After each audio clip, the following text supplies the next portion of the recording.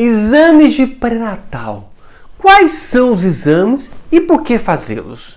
Os exames são basicamente exames de sangue, exames de urina e exames de imagem, né?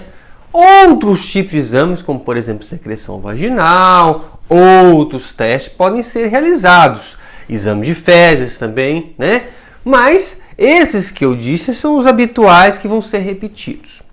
Nos exames de fezes, por exemplo, você vai avaliar se tem algum protozoário, algum agente nas fezes que pode causar aí alguma situação não desejável na gravidez. Nos exames de secreção vaginal, se tem alguma infecção vaginal que também não é interessante, isso aumentaria o risco, por exemplo, de uma ruptura prematura de bolsa. Agora, exame de sangue, né? Exame de sangue você vai avaliar se tem uma anemia, vai avaliar se tem alguma infecção, se está suscetível à infecção, se tem imunidade de vacinas que foram realizadas, se tem um diabetes, avaliando-se a glicemia, por exemplo, né? Você vai avaliar exame de urina para saber se também tem alguma infecção de urina ou se tem algum sinal que não está legal na urina. E vai fazer exame de imagem, no caso ultrassom, inicialmente para avaliar a implantação do bebê e depois avaliar o desenvolvimento, o crescimento, datar a gestação e ver como que está a sua gestação ao longo do tempo. Alguns desses exames devem ser repetidos, conforme a situação inicial. Por exemplo, aquelas pacientes que têm toxoplasmose, que não tiveram toxoplasmose, que estão com a sorologia IgG negativa, IgM negativa, a gente repete aí pelo menos 3 vezes na gravidez, para ver se não houve mudança, se não houve contaminação na gravidez. A glicemia também, mas para o segundo trimestre, a gente acaba fazendo, além do jejum, fazendo aquele teste que as gestantes reclamam bastante, que ingere aquele açúcar bem doce, e a gente faz a avaliação com que está a glicemia da paciente. Exame de urina também nós repetimos, porque a gestante, algumas vezes, ela tem uma infecção urinária que a gente chama de bacteriúria assintomática. Ela está com infecção de urina, mas ela não sente que tem infecção. Alguns exames são normativos, estão na legislação brasileira, como por exemplo, exame de sífilis e HIV, é lei fazer pelo menos 3 vezes. Ou seja, a gente faz no início do pré-natal, no meio do pré-natal e depois, quando vai ter o bebê, devem ser realizados. É norma do Ministério da Saúde, né? Pelo menos essas 3 avaliações.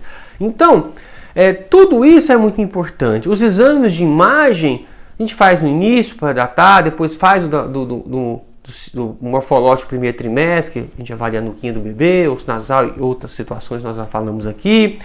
Depois fazemos para ver o crescimento do bebê, morfológico segundo trimestre, e assim vai avaliando o desenvolvimento do bebê. Nós vamos falar aqui só de ultrassom em algum momento. Mas o exame de imagem também é importante para se fazer o segmento adequado da gravidez.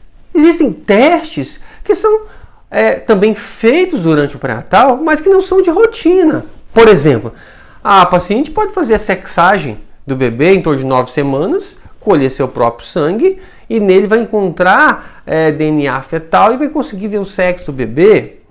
A paciente pode, de repente, fazer uma avaliação no início da gestação, 12, 13 semanas, uma coisa de 11 semanas, uma coisa chamada corium, onde vai formar a placentinha para saber se tem alguma situação em que, de repente, de uma alteração genética do bebê. Ela pode também fazer a avaliação do líquido amniótico, tirar um pouquinho de líquido para fazer a avaliação genética do bebê, se assim tiver indicação.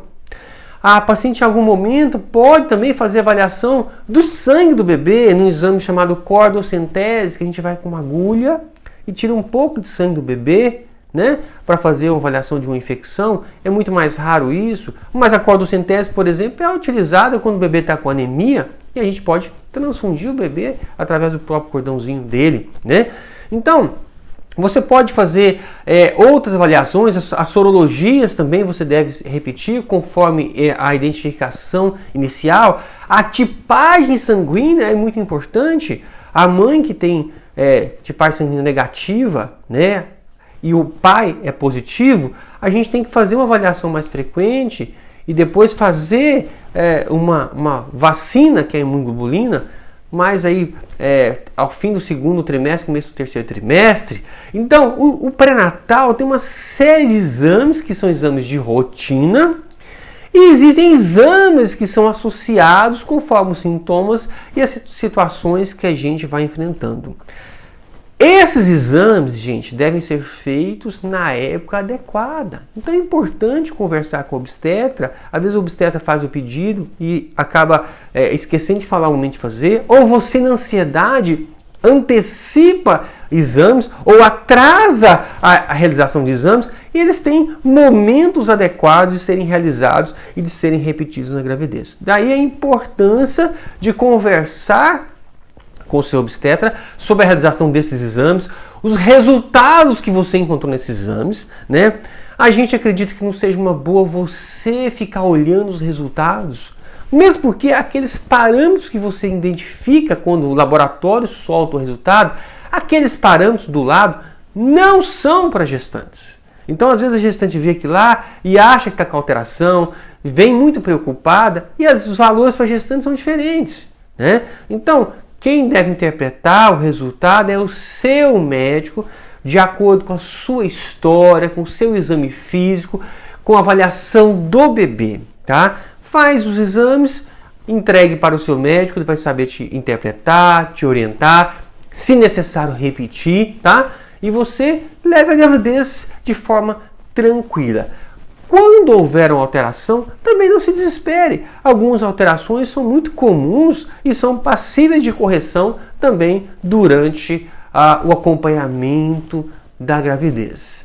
Fica a dica então, importante fazer os exames de pré-natal, os exames conforme a recomendação do seu obstetra, no prazo que o seu obstetra recomenda, fazer em lugares sérios, lugares de confiança, em que também você terá condições de ter essas informações.